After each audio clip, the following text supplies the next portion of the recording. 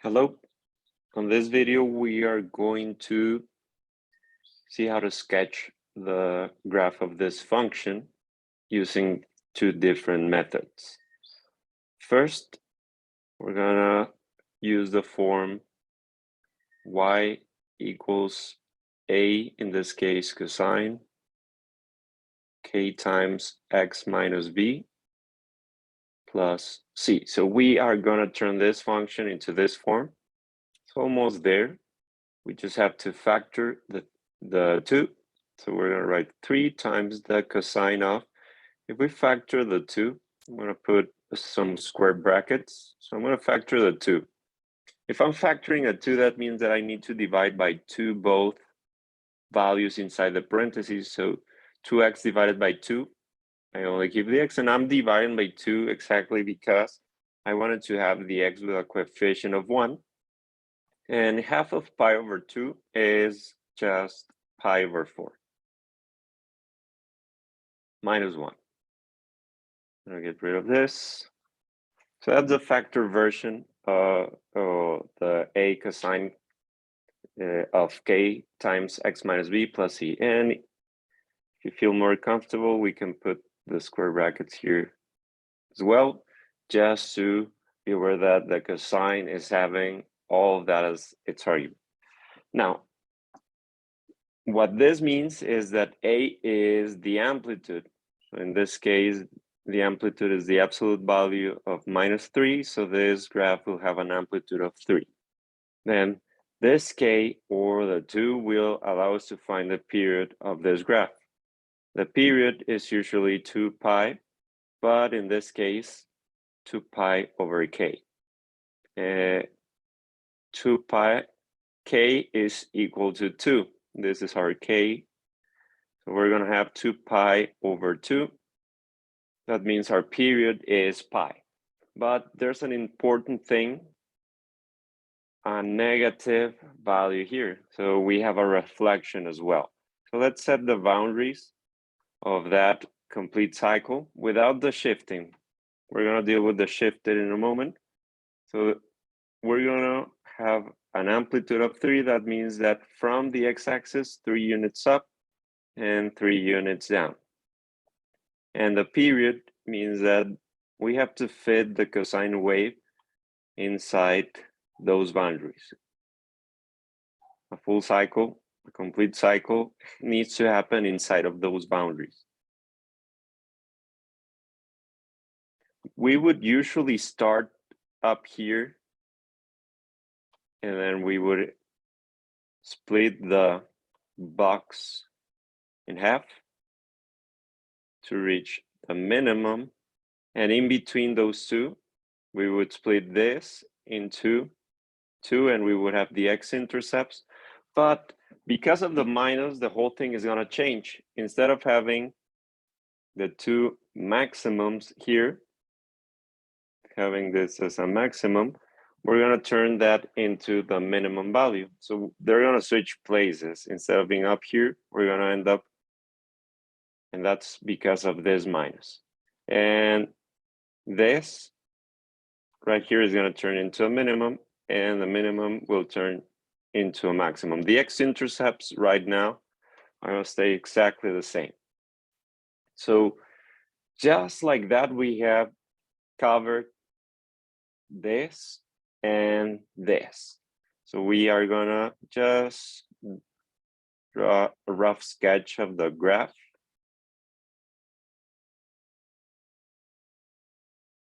And then we'll deal with the shifting.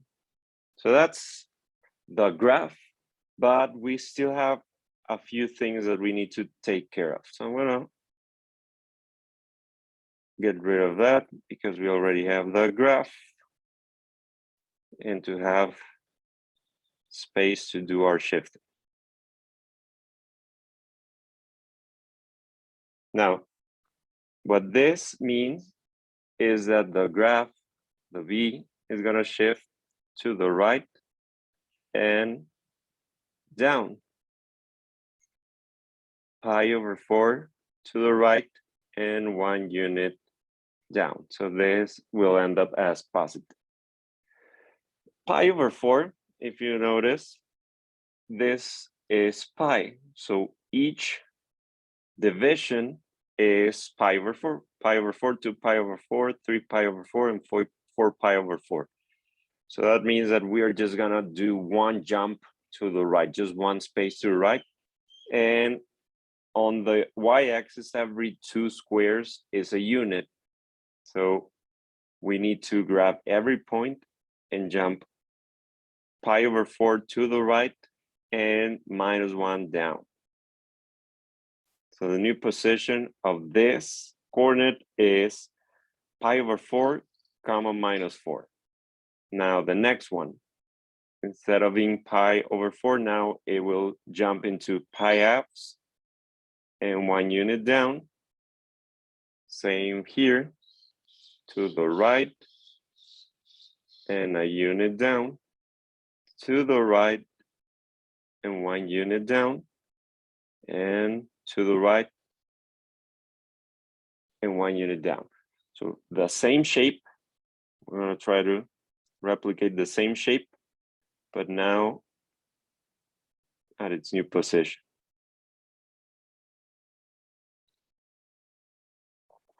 And just like that, we have a cosine wave, well, just a cycle of the cosine wave with an amplitude of 3, with a period of pi, reflected over the x-axis, and then shifted pi over 4 units to the right and 1 unit down. If you want to use a different approach, I would start with the coordinates of the parent function. The parent function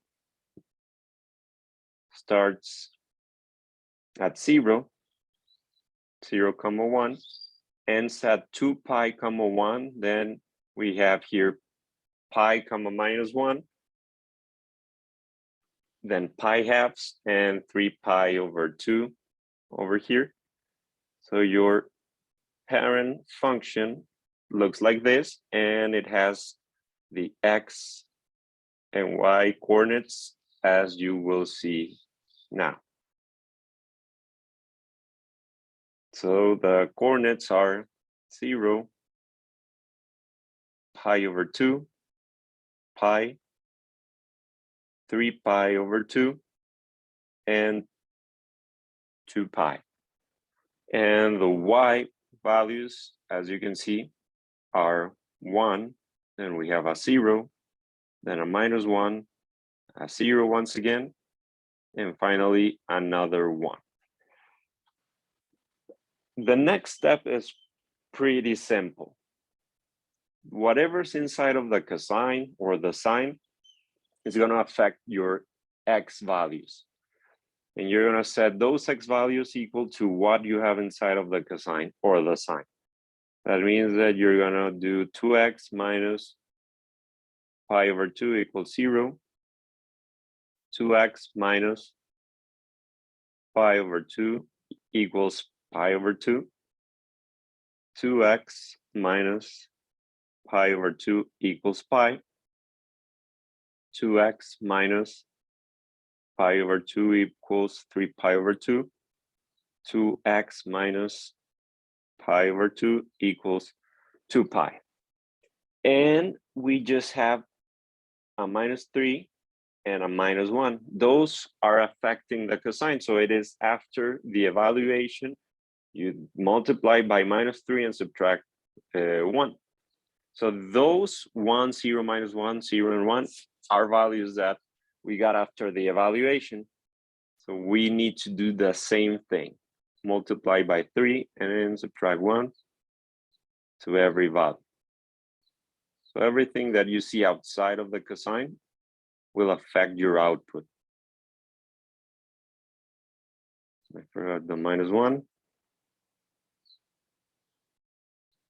And then to find the coordinates that we already have on the sketch, you just need to solve for x on the x values and evaluate or do the operations on the y values. And the idea is that we get exactly the same coordinates that we got doing it visually. So I'm gonna do the first one here, 2x minus pi over 2 equals 0. That's this one. You're gonna solve for x, so that's 2x equals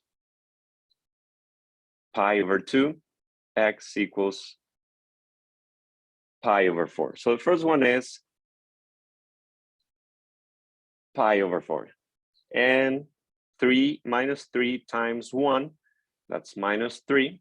And minus 1, we get minus 4. So that's telling us that the first coordinate is pi over 4 comma minus 4. Makes sense. This is exactly at pi over 4 comma minus 4. So we have a match. The next one, we're going to do the same thing. We're going to solve for x, 2x minus pi over 2 equals pi over 2.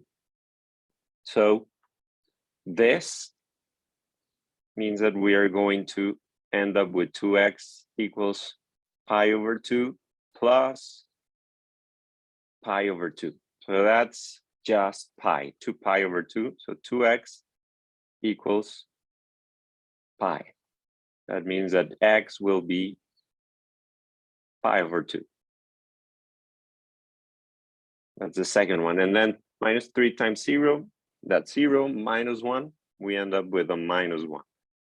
This point right here, we already had this one. That point right there is pi comma, not pi, pi over 2 comma minus 1. And it makes sense with the position of that coordinate. The next one is this one up there and this one right here. So we're going to solve for x on that next coordinate.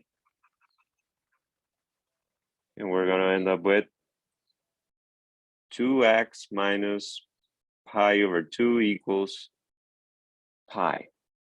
So that ends up as 2x equals pi plus pi over 2. Just to make it simpler for us, I'm going to turn this into 2 pi over 2, which is the same as pi. So 2x will be equal to 3 pi over 2. And if we divide by 2, that is x equals 3 pi over 4. So our next value is 3 pi over 4.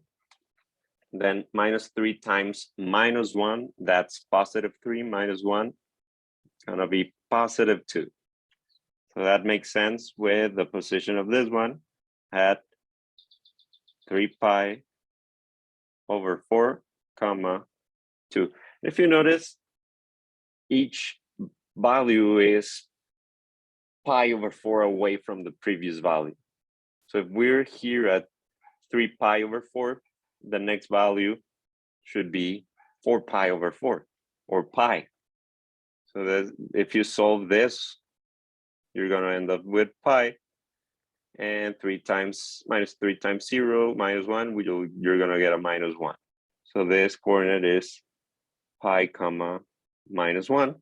And if you solve the next one, this is pi over 4, 2 pi over 4, 3 pi over 4, 4 pi over 4.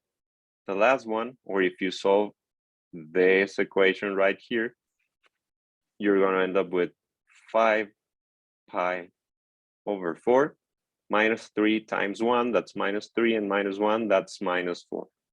So it's just about doing the same thing over and over again until you get your coordinates.